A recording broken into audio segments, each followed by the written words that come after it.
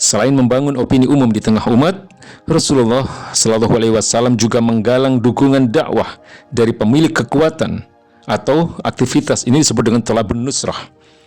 Belasan kali aktivitas ini beliau lakukan tanpa bergeser sedikit pun.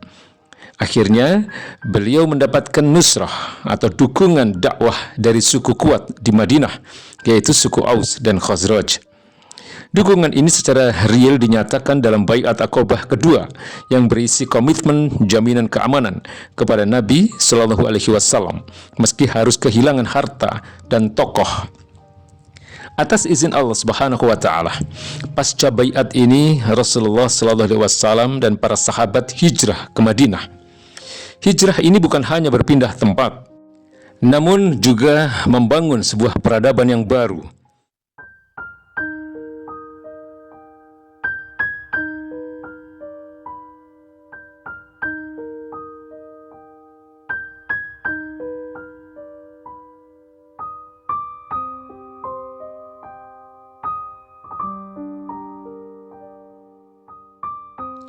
Peta jalan dakwah Nabi Shallallahu Alaihi Wasallam.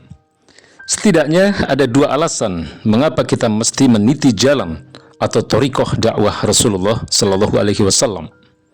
Pertama, meniti dakwah dengan metode yang dicontohkan Rasulullah Shallallahu Alaihi Wasallam akan berbuah pahala, dicintai oleh Allah Subhanahu Wa Taala dan Rasulullah Shallallahu Alaihi Wasallam serta diampuni dosa-dosanya.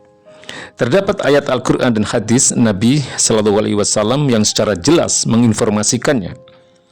Kedua, metode dakwah Rasulullah Sallallahu Alaihi Wasallam sendiri terbukti sukses mewujudkan kehidupan Islam di bawah institusi Daulah Islamiyah di Madinah.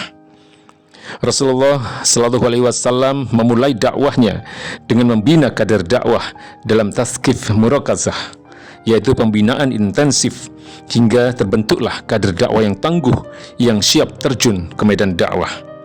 Kemudian beliau membentuk jamaah dakwah yang disebut dengan Hizbur Rasul. Di dalam Hizbur Rasul ini potensi dakwah dioptimalkan untuk melakukan dua aktivitas utama: menambah anggota jamaah dakwah dan terjun ke masyarakat untuk mewujudkan opini Islam di tengah-tengah masyarakat. Aktivitas terjun ke masyarakat ini bertujuan agar masyarakat tidak lagi percaya pada sistem jahiliyah dan mengalihkan kepercayaannya kepada sistem Islam. Karena itulah sistem jahiliyah wajib dibongkar kebobrokannya.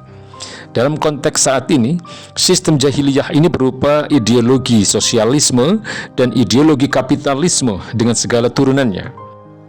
Sistem jahiliyah ini wajib dijelaskan kebatilannya dari sisi filosofis, normatif, historis, hingga empirik. Selanjutnya ditawarkan sistem Islam sebagai solusi. Islam sebagai mabda atau ideologi yang memiliki akidah rasional serta sistem kehidupan mampu menyelesaikan problem kehidupan mesti terus diopinikan. Targetnya, masyarakat memahami, mengamalkan, menginginkan, dan menuntut penerapan Islam dalam seluruh aspek. Penerapan Islam sebagai sistem kehidupan meniscayakan adanya negara.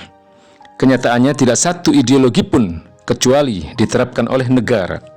Islam pun telah mengatur sistem ketatanegaraan ini, yaitu sistem imamah atau khilafah. Selain membangun opini umum di tengah umat, Rasulullah Shallallahu Alaihi Wasallam juga menggalang dukungan dakwah dari pemilik kekuatan atau aktivitas ini disebut dengan Thalabun Nusrah. Belasan kali aktivitas ini beliau lakukan tanpa bergeser sedikit pun.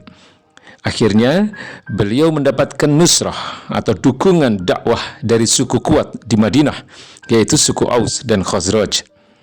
Dukungan ini secara real dinyatakan dalam Baiat Aqabah kedua yang berisi komitmen jaminan keamanan kepada Nabi Shallallahu Alaihi Wasallam meski harus kehilangan harta dan tokoh. Atas izin Allah Subhanahu wa Ta'ala, pasca baiat ini Rasulullah Shallallahu Alaihi Wasallam dan para sahabat hijrah ke Madinah. Hijrah ini bukan hanya berpindah tempat, namun juga membangun sebuah peradaban yang baru. Berpindah dari negara kufur saat itu, yaitu Mekah, dan membangun negara Islam di Madinah.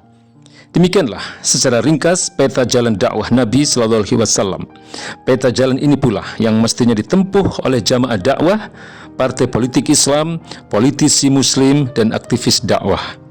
Dalam dakwah yang berubah hanya wasilah atau sarana dan uslub atau cara.